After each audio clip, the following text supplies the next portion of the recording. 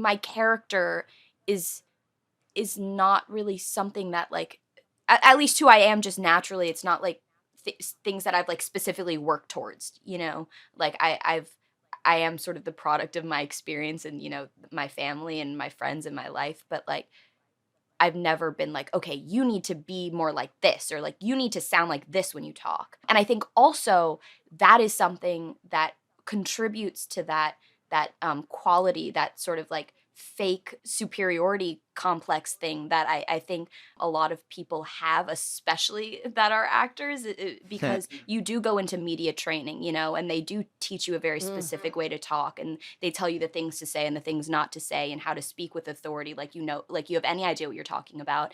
And it's not even these people's faults, because you do like you get put in these positions where all of a sudden you are the spokesperson for a certain group of people, for a certain experience, for a certain age or whatever. And all of a sudden you're like, yeah, I speak for these people and I know, you know, and like it's just kind of constantly ingrained in you. And so again, if you don't have a support system outside of all of that, that's telling you, no, you don't. You know what I mean? Like that's not the truth.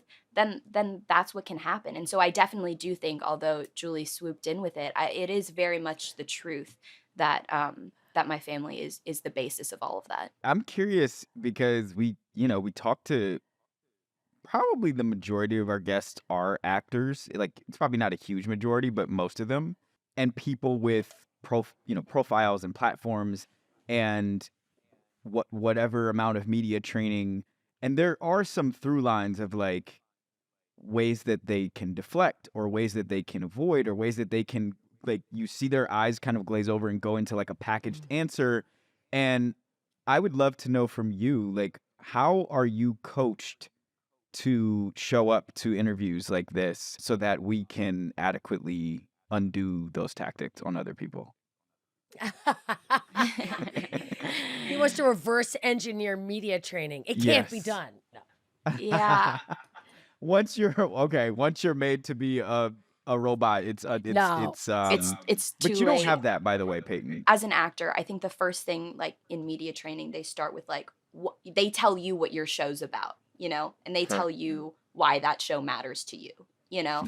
And so That's it's a funny. very interesting thing if you're like, wait, oh, that's what I think. Okay, thank you. And that sort of is the foundation for it, is this thing of like, I'm going to tell you what you think about things, because we like they go straight from like, this is what we want the world to hear, and then you're just the vessel for them to like tell the world what they want the world to hear, you know. And so and then it just becomes like, this is what I think, but it's really like, this is what this entire business, this entire industry, like this is what we think, you know. So it's a lot for me. Like again, it goes back to my family, not because Julie brought it up, but because it is very much true, is that it was always like my parents always very much valued what I thought, you know, and were very much always asking, what do you think about this, like what do you care about, what do you know, what do you want to say, right? And so it was never, it never felt like it was being pushed on me to have a certain take or a certain perspective outside of that like media training thing.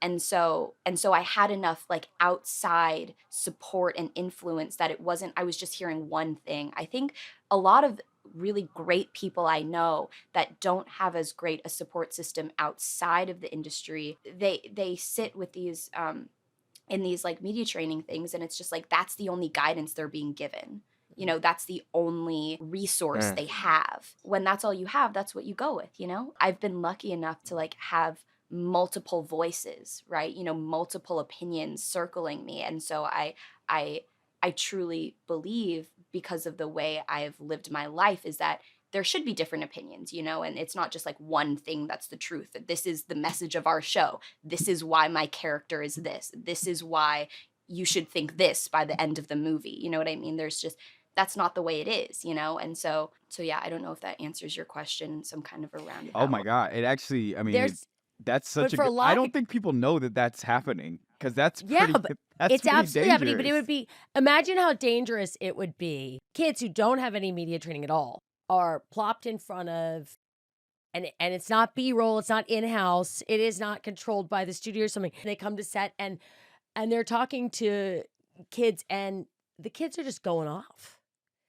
and they're sinking a ship for a dude who it just drove 2 hours from Simi Valley that morning, and is like, why is this child like mouthing off or being sarcastic or whatever it is that because they're being normal kids and are just like, I don't know. Like, did you think that thing was cool that you guys just filmed? And like, no, that's not cool. I would never do that. And you're like, that's the clip that they're gonna run.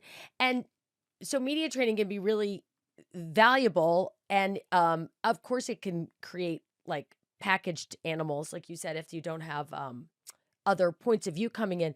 But I'm sure when you understand, like, yeah, I know you might not, Henrietta, you might not have loved doing that episode where you had to wear that awful dress, but let's focus on what you did love.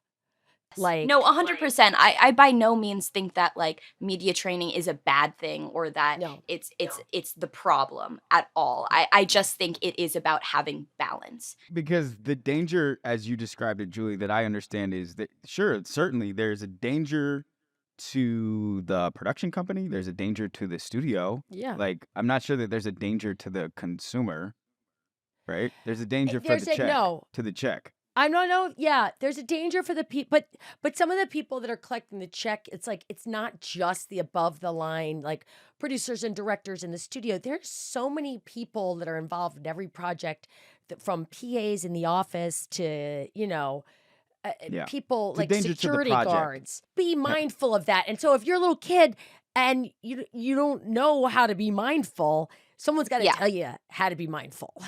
Yeah. And I also Man. think to a certain extent it's not a danger to the consumer, but I do think that I've definitely like watched things and loved them, and then you hear that like the person working on it like hated so and so, and that completely ruins it for me. You know what I mean? And That's true. and like Yeah. and you're like, shoot, they were miserable making this thing. Like it's just not fun to watch anymore. Like for example, like Grey's Anatomy, like once you start hearing about like drama going on and like the awful things happening, then like it totally changes it. And obviously there are examples where it's important that these things come to light, but I'm just saying like it does affect the way a consumer views something when they like now have this new perspective on it that sometimes is very important and other times doesn't. Like every little thing doesn't need to be broadcasted.